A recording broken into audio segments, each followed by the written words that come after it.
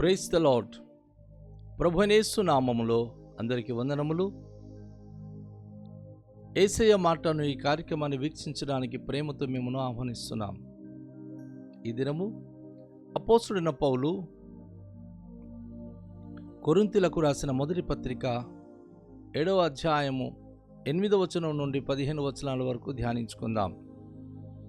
నా వలె ఉండుట వారికి మేలని పెళ్లి కాని వారితోనూ విధవరాండ్రతోనూ చెప్పుచున్నాను. అయితే మనస్సు నిలుపలేని ఎడల పెళ్లి చేసుకొనవచ్చును. కామతప్తులగుట కంటే పెళ్లి చేసుకునుట మేలు. మరియు పెళ్లి అయిన వారికి నేను కాదు, ప్రభువే ఆజ్ఞాపించినదేమనగా, భార్య భర్తను ఎడబాయకూడదు. ఎడబాసిన ఎడల పెళ్లి చేసుకొనకుండవలెను, లేదా తన భర్తతో సమాధాన పడవలెను. మరియు భర్త తన భార్యను పరిత్యజింపకూడదు. ప్రభు కాదు, నేనే తక్కిన వారితో చెప్పినదేమనగా, ఏ సహోదరునికైనను అవిశ్వాసురాలైన భార్య ఉండి ఆమె అతనితో కాపురము చేయ నిష్టపడని ఎడల అతడు ఆమెను పరిత్యజింపకూడదు. మరియు ఏ స్త్రీకైనను అవిశ్వాసి అయిన భర్త ఉండి ఆమెతో కాపురము చేయు నిష్టపడని ఎడల ఆమె అతనిని పరిత్యజింపకూడదు. అవిశ్వాసి అయిన భర్త భార్యను బట్టి పరిశుద్ధపరచబడును. అవిశ్వాసురాలైన భార్య విశ్వాసి అయిన భర్తను బట్టి పరిశుద్ధపరచబడును. లేని ఎడల మీ పిల్లలు అపవిత్రులై ఉందురు. ఇప్పుడైతే వారు పవిత్రులు. అయితే అవిశ్వాసి అయిన వాడు ఎడబాసిన ఎడబాయవచ్చును. అట్టి సందర్భములో సహోదరునికైనను సహోదరికైనను నిర్బంధన లేదు. సమాధానముగా ఉండుటకు దేవుడు మనలను పిలిచి ఉన్నాడు. ప్రభునందు ప్రియమైన వాళ్ళారా, కుటుంబ జీవితాల్లో పరిశుద్ధతయు సమాధాన స్థితి కలిగి ఉండడానికి చాలా చక్కని వివరణ ఇక్కడ అపోస్తలుడు పౌలు మనకు తెలియచేస్తూ ఉన్నాడు. చాలా కుటుంబాలలో చాలామంది పెళ్లి కాని యువకులు ఉంటారు. తర్వాత కొంతమంది విధవరాణులు అయిపోయిన వారు ఉంటారు. యవ్వన కాలంలో భర్త చనిపోయినటువంటి వారు. అపోస్తలుడైన పౌలు అంటున్నాడు, మీరు నాలాగా ఉండిపోతే చాలా మంచిదని నేను అభిప్రాయపడుతున్నాను. పెళ్లి కాని వారు ఒకవేళ పెళ్లి కాకుండా నాలాగా ఉండిపోవచ్చు. విధవరాలైన వారు, యవ్వన కాలంలో భర్త చనిపోయిన విధవరాలైన వాళ్ళు నాలాగా ఉండిపోతే మరీ మంచిది అని నేను భావిస్తున్నాను అని తన అభిప్రాయాన్ని ఆయన తెలియచేస్తూ ఒక మాటను ఆయన మనకు వివరిస్తున్నాడు. అయితే మనస్సు నిలుపలేని ఎడల పెళ్లి చేసుకునవచ్చును. కామతప్తురాలగుట కంటే పెళ్లి చేసుకుంటాం మేలు. ఒకవేళ పెళ్లి చేసుకోకుండా ఇలా ఉండిపోతాం, బ్రహ్మచారిగా ఉండిపోతామని కామ ప్రభావంతో, కామ కోరికలతో గనక మీరు నిండిపోయి ఉంటే, అలాంటప్పుడు మీరు పెళ్లి చేసుకోవడమే మంచిది. అలా కామతప్తులై మీ జీవితం గడపడం కంటే మీరు చక్కగా పెళ్లి చేసుకొని సంతోషంగా జీవించడమే నా అభిప్రాయము, లేక నా ఆలోచన అని అపోస్తలుడు పౌలు తన ఆలోచనను తెలియచేస్తున్నాడు. అయితే పెళ్లి అయిన వారికి నేను కాదు, ప్రభువే ఆజ్ఞాపించినదేమనగా, భార్య భర్తను ఎడబాయకూడదు. ఒకవేళ పెళ్ళి అయినటువంటి భార్య భర్తలు కనుక ఉన్నారనుకోండి, అనవసరమైనటువంటి వాటిని సమస్యలు పెట్టుకొని, భార్య భర్తల మధ్య తగాదాలు పెట్టుకొని ఎడబాయకూడదు. ఇద్దరు ఒకరికొకరు వేరుగా బ్రతకడం మంచిది కాదు. కలిసి బ్రతకాలి తప్ప వేరే కాకూడదు అని చెప్పి ఇందులో ఒక ప్రాముఖ్యమైన విషయాన్ని అపోస్తలుడు పౌలు తెలియచేశాడు. ఏంటంటే, ఒకవేళ ఎవరైనా ఎడబాసిన ఎడల పెళ్లి చేసుకున్నవలెను, లేదా తన భర్తతో సమాధాన పడవలెను. మరియు భర్త తన భార్యను పరిత్యజింపకూడదు. భర్తకు కానీ భార్యకు కానీ మానసికంగా తేడా ప్రభావం వచ్చినప్పుడు, వేరే ఎడబాయడానికి ప్రయత్నించినప్పుడు ఎడబాసిన పెళ్లి చేసుకొనకూడదు.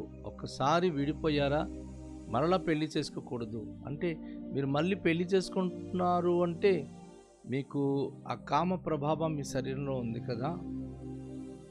మీరు భార్య భర్తలు కలిసి బ్రతకాలని ఆశ ఉంది, కానీ ఈ భర్తతో కాదు, ఈ భార్యతో కాదు అన్న తలంపులు రాకూడదు. ఎడబాసిన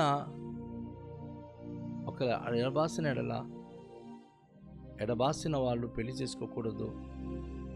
తన భర్తతో సమాధాన పడవలెను. భర్త ఎలాంటి వాడు కావచ్చు, భర్తతోను సమాధానంగా ఉండాలి. భార్య ఎలాంటిదై కావచ్చు, తనను విడిచిపెట్టకూడదు అని అందరూ సమాధాన స్థితి కలిగి ఉండాలి. మరొక వైపు పరిశుద్ధంగా శరీరాన్ని పరిశుద్ధత కాపాడుకోవాలి. మరొక వైపు దేవుని కృపను బట్టి సమాధాన స్థితి జీవితంలో కలిగి ఉండాలి. ప్రభు కాదు, నేనే తక్కిన వారితో చెప్పినదేమనగా, ఏ సహోదరునికైనను అవిశ్వాసురాలైన భార్య ఉండి ఆమె అతనితో కాపురం చేయ నిష్టపడని ఎడల అతడు ఆమెను పరితపించకూడదు. ఒకళ్ళొక భార్య ఉంది, ఇక్కడ సహోదరునికైనను అవిశ్వాసులైన భార్య ఉండి, ఒక అవిశ్వాసైన భార్య ఉండి తనతో సరైన కాపురం చేయకుండా సరైన జీవితం గడపకుండా ఉన్నప్పుడు అతడు ఒకవేళ తనను విడిచిపెట్టేయాలనుకుంటే మాత్రం విడిచిపెట్టకూడదు అని ప్రభు తెలియజేస్తున్నాడు. ఎందుకు అంటే దేవుడు మిమ్మల్ని జతపరిచాడు. దేవుడు జతపరిచింది ఎవరు వేరే చేయకూడదు. ఈవెన్ మీ మట్టు మీరు కూడా వేరు కాకూడదు. దేవుడు మిమ్మల్ని జతపరిచిన జంట మీరు. దేవుడు మిమ్మల్ని ఇరువురిని కూడా ఐక్యపరచున్నాడు కనుక ఒకళ్ళు ఎవరిలో కనుక ఆ విశ్వాసం ఉంటే ఆ విశ్వాసాల గురించి అని విశ్వాసం కలిగిన వ్యక్తి దూరం కాకూడదు. నెక్స్ట్ వచనాల్లో అపోస్తలుడు పౌలు చెప్తా ఉన్నాడు, ఏ స్త్రీకైనను అవిశ్వాసైన భర్త ఉండి ఆమెతో కాపురం చేయని ఇష్టపడని ఎడల ఆమె అతన్ని పరిత్యాగించకూడదు. ఒకళ్ళొక పురుషునికి కానీ అవిశ్వాసైన భార్య ఉండి కాపురం చేయడానికి ఇష్టపడకపోతే ఎడబాటు కాకూడదు. అంటే ఇరువురు విడాకులు తీసుకోకూడదు. ఒకరి గురించి ఒకరు ప్రార్థన చేయాలి. అవిశ్వాసురాలైన భార్య గురించి నువ్వు ప్రార్థన చేయాలి, విశ్వాసైన భర్త. ఇప్పుడు ఒకవేళ ఒకళ్ళు అవిశ్వాసి అయినటువంటి భర్తయే ఉండి ఒక స్త్రీ తనతో కాపురం చేసినప్పుడు చాలా బాధపడుతూ ఉండొచ్చు, ఆ వ్యక్తి ద్వారా చాలా బాధలు పడుతూ ఉండొచ్చు. అయితే అతన్ని విడిచిపెట్టకూడదు, ఆమె అతన్ని పరిత్యజించకూడదు. ఎందుకు? తన విశ్వాసాన్ని బట్టి ఆ వ్యక్తిని రక్షించాలి తప్ప తనలో ఉన్న కఠినాత్మాన్ని బట్టి తనకు వేరే అయిపోయి నాశనానికి వెళ్ళిపోయేటట్లుగా మనం చూడకూడదు. ఆ వ్యక్తి జీవితాన్ని మనం ఆ విధంగా మనం తన బలహీన స్థితిలో దిగజార్చకుండా చూసుకోవాలని దేవుని యొక్క వాక్యం చెప్తా ఉంది. అయితే అవిశ్వాసి అయిన భర్త భార్యను బట్టి పరిశుద్ధపరచబడును. అవిశ్వాసురాలైన భార్య విశ్వాసి అయిన భర్తను బట్టి పరిశుద్ధపరచబడును. లేని ఎడల మీ పిల్లలు అపవిత్రులై ఉందురు, ఇప్పుడైతే వారు పవిత్రులు. ఎంత మంచి మాటలు చెప్తా ఉన్నాడండి అపోస్తలుడు పౌలు. విశ్వాసైన భార్య ఉన్నప్పుడు, అమ్మా నువ్వు బాగా ప్రార్థన చేస్తున్నావు కదా, దైవికంగా నువ్వు పెరుగుతున్నావు కదా, నీ భర్త అవిశ్వాసంగా లేనిపోని మాటలు చెప్పి నిన్ను గాయపరిచినప్పుడు నువ్వు అతన్ని ఏ మాత్రం కూడా పరిత్యజించకూడదు. నువ్వు ఏ మాత్రం కూడా తన విషయంలో అభ్యంతర పడకూడదు. ఒకరి గురించి ఒకరు ప్రార్థన చేయాలి. ఒక విశ్వాసైన భార్య అవిశ్వాసైన భర్తను తన ప్రార్థన ద్వారా తన నడవడిక సరిచేసుకోవాలి. ఆ బాధ్యత అందుకే దేవుడు జతపరిచాడు. మంచి విశ్వాసంతో ఉన్నటువంటి భార్య విశ్వాసంలో లోపమైన భర్తకు భరించుకొని ప్రార్థన చేయాలి. మంచి విశ్వాసైన భర్త తన భర్త యొక్క అవిశ్వస్తనాన్ని బట్టి పరిత్యజించకుండా తన కొరకు ప్రార్థన చేయాలి. ప్రార్థనతో కాపురం చేయాలి. దాని ద్వారా ఏమవుతారు? వారికి పుట్టిన పిల్లలు ఒకరు వీళ్ళు ఎడబాటు అయిపోతే అపవిత్రులు అయిపోతారు. అయితే ఇప్పుడు ఎడబాటు కాకుండా ఎంతటి సమస్యలు బాధలు వచ్చినా ఒకటే జీవిస్తున్నారు కదా.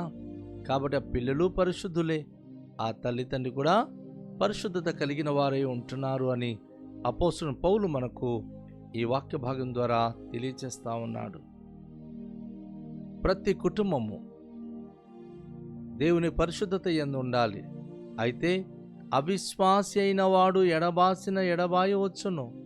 అట్టి సందర్భములో సహోదరునికైనను నిర్బంధము లేదు, సమాధానముగా ఉండుటకు దేవుడు మనను పిలిచి ఉన్నాడు. ఒకళ్ళ భర్త మొండోడై అవసరం లేదు నీతో నేను మరి కాపురం చేయను అని ఎడబాటు చేసుకుంటూ దూరంగా ఉండిపోని, నువ్వు మాత్రం సమాధానం వెతుకు జీవించు. ఆ సందర్భంలో ఎలాంటి నిర్బంధన లేదు, కానీ నువ్వు మాత్రం సమాధానంగా ఉండాలి. ఓ విశ్వాసైన భార్య, ఓ విశ్వాసైన భర్త, ఒకరి గురించి ఒకరు అభ్యంతరం కలిగినప్పుడు, ఒకరి గురించి ఒకరు బాధ కలిగించినప్పుడు, అవిశ్వాసపు జీవితం జీవిస్తున్నప్పుడు మనము భరించుకొని సహించుకొని, దేవుడు మనను సమాధానంగా ఉండడానికి పిలిచి ఉన్నాడు కానీ అసమాధానంగా ఉండడానికి కాదు. కాబట్టి ఈ మాట జీవిత కాలం అంతా కూడా గుర్తుంచుకోవాలి. ఘటాన్ని పరిశుద్ధంగా కాపాడుకోవాలి. అలాగే సమాధాన స్థితి కలిగి ఉండేటటువంటి వారి ఉండాలని వాక్యం చెప్తుంది. కనుక రండి తలలుంచుకొని ప్రార్థన చేద్దాం. దయగల తండ్రి, మీకు వందనాలు. సమాధాన స్థితి కలిగి ఉండడానికి మీరు మాకు ఇచ్చిన ఈ చక్కటి బోధ కొరకు వందనాలయ్యా. ప్రతి భార్య ప్రతి భర్త తమ ధర్మము జరుపుకుంటూ సమాధాన స్థితి కలిగి మీకు మహిమ కలిగి జీవించే భాగ్యవంతులై ఉండే కృప అనుగ్రహించండి. వాక్యమును బట్టి జీవించే కృప మాకు అనుగ్రహించండి. మహిమ ఘనత ప్రభావమును మీరే పొందుకొనమని యేసు నామములో ప్రార్థిస్తున్నాము తండ్రి, ఆమేన్. అందరికీ షాలోం. ప్రభు మనలను దీవించునుగాక.